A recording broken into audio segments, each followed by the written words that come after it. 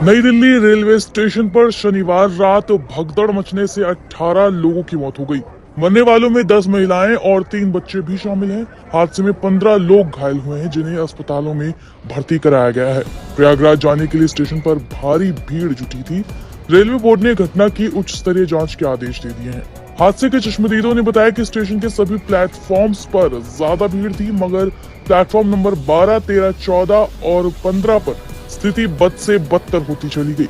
Railway द्वारा ट्रेनों के ठहरने को लेकर बार बार प्लेटफॉर्म नंबर बदलने की अनाउंसमेंट को लेकर भगदड़ मच गई। वहीं रेलवे के आधिकारिक बयान के मुताबिक प्रयागराज एक्सप्रेस प्लेटफॉर्म नंबर 14 पर खड़ी थी।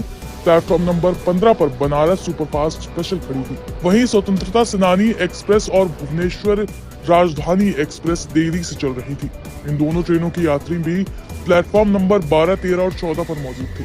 भीड़ और बढ़ने पर प्लेटफॉर्म नंबर 14 और प्लेटफॉर्म नंबर 16 के एस्केलेटर के पास अचानक भगदड़ मच गई। एक अन्य अधिकारी ने बताया कि रेलवे द्वारा हर घंटे 1500 सामान्य टिकट बेचे जा रहे थे, जिसके कारण स्टेशन पर भीड़ बढ़ती गई और स्थिति बेकाबू हो गई। चश्मदीदों का कहना है कि इतनी ज्यादा भीड़ थी, लेकिन इसे मैनेज करने वाला कोई नहीं था। रेलवे पुलिस फोर्स का कोई जवान उन्हें दिखाई नहीं दे रहा था। एएनआई को एक चश्मदीद ने बताया कि पब्लिक भाग रही थी, लोग गिर रहे थे। लोगों के गिरने की वजह से हादसा हुआ और भीड़ को कोई देखने या रोकने वाला तक नहीं था। लोग 16 से 12 पर और 12 से 16 नंबर प्लेटफॉर्म पर आ रहे थे।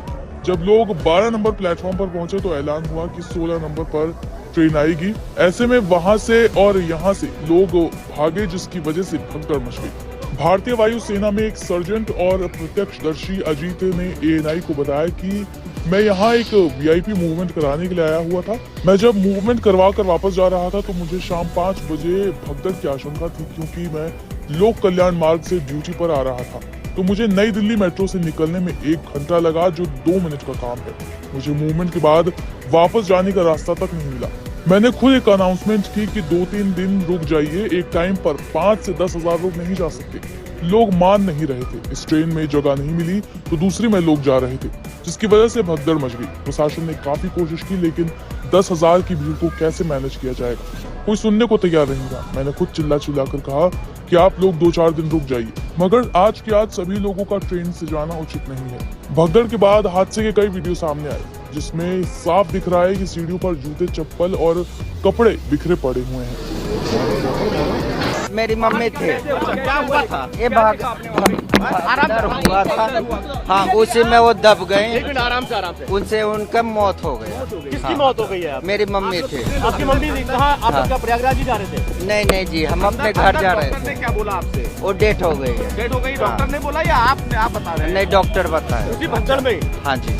अंदर बहुत लोग कटे, दब के मरे हैं। कोई प्रशासन कुछ नहीं है, जो भेड़ बकरी की तरह मरा जा रहा है। कोई प्रशासन कोई नहीं है। लोग बहुत गंदा स्थिति है। रेलवे पुलिस की बहुत ही कोई सुरक्षा नहीं है। लोग मर रहे हैं, कट रहे हैं, उठा के फेंक रहे हैं। कोई कुछ नहीं बता नहीं सकते। आपको रेलवे के बारे में पता नहीं सकते। सब चढ़ रहा था ना, वो मेला के है ना, मेला वही सब चढ़ रहा हुआ। एगो एनएस चढ़ रहा, ऊपर से नीचे हो रहा, वही सब नष्ट हो गया। अच्छा, पुलिस नहीं थी, आरपीएफ नहीं थी वहाँ पे?